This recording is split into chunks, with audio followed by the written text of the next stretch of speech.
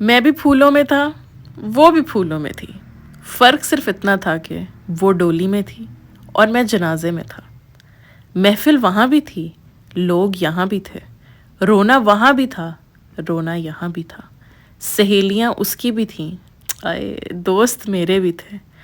कलमे उसके भी पढ़े, कलमे मेरे भी पढ़े। काजी उधर भी था, मौलवी इधर भी था। वो सज के गई, मुझे सजाया गया। वो उठ के गई, मुझे उठाया गया। फ़र्क सिर्फ इतना था कि ये दोस्त, उसे अपनाया गया, मुझे दफनाया गया। आए हाय हाय हाय। रोज शायरी पढ़ रही थी, मुझे इतना मज़ा आ रहा था ना पढ़ते हुए, क्या बताऊँ आप लोगों को। सारा दिन बुस बुस के गुजार के बच्चों के साथ, घर के कामों में, दूसरे काम, तो रात को मुझे होता है थोड़ी सी रीडिंग कर ली जाए हल्की फुल्की। मुझे बुक रीडिंग का बहुत ज़्यादा शौक नहीं है। वैसे मैं कॉलेज और यूनिवर्सिटी के लाइक स्टूडेंट्स में होती थी, शरारतों में भी नंबर 1 थी और पढ़ाई में भी अच्छी होती थी। कि इस तरह पढ़ाई में अच्छी होती थी कि एंड पे जब मेरे मार्क्स आते थे सब हैरान रह जाते थे कि इसके नंबर कहाँ से आ गए जिससे क्लासेस नहीं ली। तो जब मैं पढ़ती होती थी ना, बेशक घंटा बैठती होती थी और सारा करके उठती होती थी। अगर मैंने हफ्ता भी नहीं पढ़ा और एक दिन मैंने बैठ के पढ़ लिया ना, तो मैंने सारा पढ़ के ही उठना है, एक दफ़ा रिवीजन करके, एक दफ़ा गो थ्रू होके, ताकि मेरी नज़रों से सब गुजर जब बाकी लिखना मेरा काम था।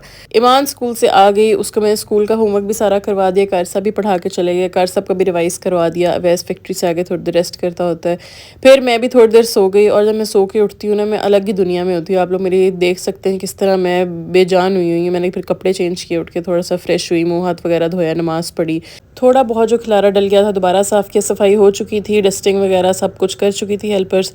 पहले जी आप लोगों ने मुझे किचन में इसलिए देखा था, 2 शिफ्ट में मैं इफ्तारी का काम करती हूँ। पहली शिफ्ट में मैं आधे से ज़्यादा काम करके और करवा के रख लेती होती हूँ, क्योंकि हेल्पर्स होती हैं, उन सबका भी रोज़ा होता है, उन्होंने भी अपने घर जाके रोज़ा खोलना होता है। तो पहली शिफ्ट हो गई। दूसरी शिफ्ट में अब मैं जो काम बच जाता है वो करती हूँ सारा। और रोज़ा खुलने से आधा घंटा पहले टेबल रेडी होता है। मैं एंड टाइम पे काम नहीं रखती हूँ, बेशक ठंडा हो जाए, गर्म हो जाए, जो मर्ज़ी हो जाए, ज़िंदगी के काम तो ख़त्म ही नहीं होते।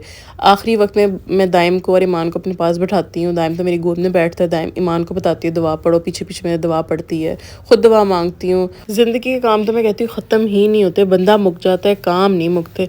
इसलिए मुझे होता है कि इफ्तारी से आधा घंटा पहले ही सारे काम हो जाएं और बाद में से दुआओं शुआओं का काम हो। आज मैंने जी इफ्तारी में बनाया था चिकन वेजीज़ और रोस्ट, बहुत ज़बरदस्त बनता है मरियम तड़का पे। रेसिपी आप लोग लाजमी ट्राई कीजिएगा, मेरा रवैस का फेवरेट है, क्योंकि हम लोग अक्सर डाइट पे होते हैं, खाने पकौड़े शकौड़े सब कुछ ही होते हैं, लेकिन नाम हमने डाइट का दिया होता है। फिर जी इफ्तारी के बाद ईमान का नाइट सूट चेंज करने की बारी थी, उसको सुलाने का टाइम था क्योंकि सुबह स्कूल जाना था। ये जी हमने नाइट सूट चेंज कर लिया। उसके बाद कहती मम्मा मैंने सोना नहीं है, मैंने खेलना है, मेरे साथ खेलो, मुझे बटरफ्लाइज़ बना के दो, मुझे बटरफ्लाइज़ बना के दो। फिर मैंने चाय पी साथ साथ, ईमान के साथ मैंने थोड़ा सा खेला, फिर हमने इतना खिलारा डाल दिया, सारी सफाई हो चुकी थी। फिर आजकल ना मैंने ये करना शुरू किया हुआ है, मैं ईमान से समेटवाती हूँ काम ना, तो ईमान को पता चले कि खिलारा नहीं डालना। बुक्स खिलार के चली जाती थी, टॉयज़ खिलार के चली जाती थी। मैं अब इस चीज़ पे मेरा ज़्यादा फोकस है। जब ये खिलारा डालेगी ना, मैं समेटना शुरू कर देती हूँ, कहती मेरी बेटी मेरे साथ आके समेटे। कोशिश मेरी पूरी होती है मैं अब दोनों बच्चों को ज़रा मसरूफ़ रखूँ, इनके बदतमीज़ी की तरफ ध्यान कम जाए, ज़िद्दी कम हो। लेकिन अब ईमान की उस तरह की एज है, कुछ बच्चे भी ईमान की एज में होंगे जो बहुत ज़्यादा बदतमीज़ी करते होंगे, और उनकी बदतमीज़ी तब डबल हो जाती है जब कोई गेस्ट वगैरह आया हो, किसी के सामने हो या किसी से बात कर रहे हो। तो इस मामलात में मुझे लगता है पेरेंट्स को चुप रहना चाहिए। बच्चा बदतमीज़ी करना शुरू करे, पेरेंट्स को वहाँ से उठ के चला जाना चाहिए। बहुत मुश्किल काम है ये, मेरा जी अपना एक्सपीरियंस है। ईमान अब बदतमीज़ थोड़ी सी हो गई है, स्कूल जाती है, डिफरेंट लोगों से मिलती है, डिफरेंट तरह के बच्चे होते हैं, तो अब मेरे से ज़िद भी करती है, बदतमीज़ी भी कभी कभी कर देती है, बहुत ज़्यादा एक बात पे अड़ भी जाती है। तो स्टार्टिंग में जो गुस्सा आना, मैंने हल्का सा उसको डांट देना, लेकिन उससे वो और हाइपर हो जाती थी। अब मैं क्या करती हूँ, उसको एक्टिविटीज़ में बिज़ी रखती हूँ। जब उसको गुस्सा आए, वो बदतमीज़ी करे, चुप होकर साइड पर चली जाती हूँ कि इसका गुस्सा थोड़ा टाइम के लिए, अगर मैंने इसको जवाब दिया ये और बदतमीज़ हो जाएगी। लेकिन बहुत मुश्किल काम है माँ बाप के लिए।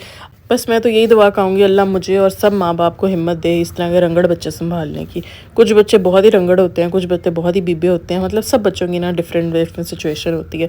अब मैंने और ईमान ने दोनों ने मिल के खिलारा समेटा। अब एक और गज़ल का टाइम हो गया है, एक और बड़ी ज़ोर से गज़ल आई है, वो पढ़ते हैं जी हम। किधर गई, चलें शुरू करते हैं। तुम्हारा नाम लिख लिख कर मिटाना भूल जाता हूँ, तुम्हें जब भी याद करता हूँ भुलाना भूल जाता हूँ।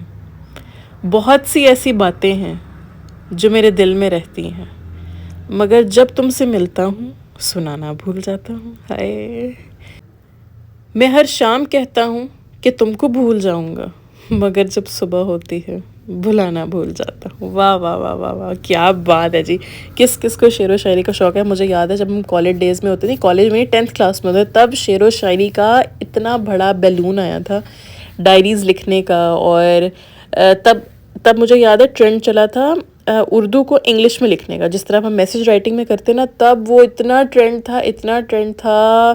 तब नया नया फ़ोन आया था, नया नया फ़ोन का क्रेज़ आया था। तो यहाँ जी हमारा निकाहनामा था। इसका मुंह ज़रा नीचे की तरफ हो गया था, ये जुड़वा रही थी और इस्त्री थोड़े से कपड़े कर रही थी कि मैं थोड़ी सी अनबॉक्सिंग कर लूँ। यही टाइम मिलता है अनबॉक्सिंग करने का जब बच्चे सो जाते हैं। ये जी अनबॉक्सिंग के लिए मैंने सेट कर लिया था सारा सिस्टम। और अभी आप लोग सामने मैंने सफाई की थी ना उस दिन, सारी लश पश किया था। अब मैंने 4 से 5 अनबॉक्सिंग की है, 1 शूट किया था। और ये जी स्टूडियो का हाल हो जाता है।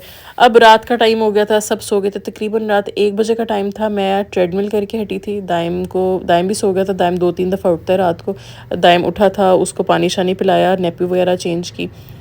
और जो ये वाला सोफ़ा आप लोग देख रहे हैं ना, ये आपको 24/7 गंदा ही मिलेगा। जो ऊपर आता है, जिसके हाथ में जो चीज़ होती है ना, वो इस सोफ़े पे रख देता है। जो भी चीज़ हो, आटा हो, बेलना हो, चकना हो, मिर्चें हो, नमक हो वो इस सोफ़े पे रख देते हैं। फिर मुझे इतना गुस्सा चढ़ता है ना, फिर रात के टाइम मुझे इस सोफ़े को सारा क्लियर करना होता है। और आयरन स्टैंड को मैंने थोड़ा पीछे कर, अच्छा ये आयरन स्टैंड नहीं है, ये एक टेबल था। तो इस एरिया में आयरन स्टैंड ना आ नहीं रहा था, बड़ा होता था, मुंह बाहर निकल जाता था। तो फिर मैंने ये वाला टेबल सेट कर लिया। और फिर मैंने कहा चलो ये अच्छा लग रहा है। ऊपर मैंने कंबल बिछा के चादर बिछा दी। अब जी रात का टाइम है, सफाई का टाइम है। और आप लोग बताएं जी रोज़े कैसे जा रहे हैं, क्या करते हैं आप लोग रमज़ान में? ज़्यादातर सौ के गुजारते हो, कितना गुजारते हो, पढ़ पढ़ के गुजारते हो?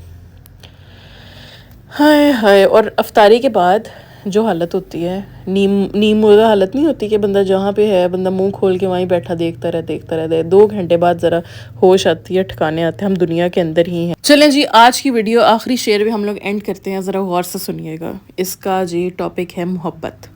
मोहब्बत से मोहब्बत ना करो जब तक मोहब्बत आपसे मोहब्बत ना करे। जब मोहब्बत आपसे मोहब्बत करे तो मोहब्बत से इतनी मोहब्बत करो कि मोहब्बत किसी और से मोहब्बत ना करे। ओए हाय हाय हाय, क्या बात है। चलें जी, ये था आज का व्लॉग। उम्मीद है आज का व्लॉग आपको बहुत अच्छा लगा होगा। अब रात के 2 बज गए थे, सोने का तो तुक ही नहीं बनता था 3 बजे फिर उठना। तो मैं सोचा ड्रामा श्रामा कोई देख लेते हैं।